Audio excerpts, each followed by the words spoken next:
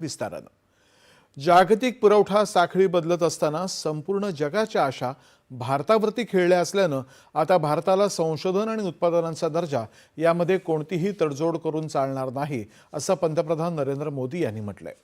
शाश्वत आणि सशक्त आर्थिक विकास या विषयावरच्या अर्थसंकल्पोत्तर वेबिनारला ते आज दूरदृश्य प्रणालीमार्फतच्या माध्यमातून संबोधित करत होते। अधिक उभारणी, अधिक उत्पादन आणि अधिक निर्यात हा आपला संकल्प स्पष्ट आहे।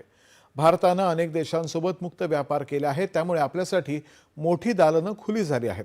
याचा लाभ घेण्यासाठी दर्जा, दर्जा आणि दर्जा हाच मंत्र लक्षात ठेवावा लागेल असं त्यांनी सांगितलं। आज जग विश्वासार्ह आणि सक्षम उत्पादन भागीदारांच्या शोधामध्ये आहे आणि आज भारताला ही भूमिका ठोस पद्धतीने बजावण्याची संधी आहे असंही पंतप्रधान म्हणाले। आज दुनिया विश्वसनीय और रिजिलिएंट मैन्युफैक्चरिंग पार्टनर्स की तलाश में है। भारत के पास यह अवसर है कि वह इस भूमिका को मजबूती से निभाए। इसके लिए आप सभी स्टेक होल्डर्स को बहुत आत्मविश्वास के साथ निवेश करना होगा। नई टेक्नोलॉजी अपनानी होगी और रिसर्च में जो कंजूसी करते हैं ना, वो जमाना चला गया। अब हमें रिसर्च में बड़ा इन्वेस्टमेंट करना होगा और ग्लोबल स्टैंडर्ड्स के अनुरूप क्वालिटी भी सुनिश्चित करनी होगी।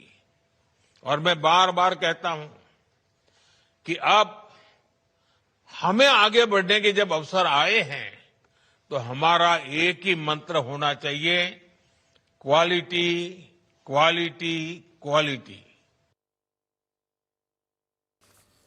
भारत मजबूत अर्थव्यवस्थेसह जगासाठी आशेचा किरण बनलाय। जलद आर्थिक विकास हा विकसित भारतासाठी एक महत्त्वाचा पाया आहे। जागतिक अर्थव्यवस्था आज मोठ्या परिवर्तनातून जात आहे। बाजारपेठा आता केवळ खर्चावरच नव्हे तर शाश्वततेवरती देखील लक्ष केंद्रित करत आहेत। याकडेही पंतप्रधानांनी लक्ष वेधलं। जे उद्योग वेळेवरती स्वच्छ तंत्रज्ञानात गुंतवणूक करत आहेत ते येत्या काळामध्ये नवीन बाजारपेठांमध्ये अधिक चांगल्या प्रकारे प्रवेश करू शकतील असा विश्वासही पंतप्रधानांनी व्यक्त केला आहे। मजबूत इकोनॉमी से पूरे विश्व की उम्मीद बना हुआ है।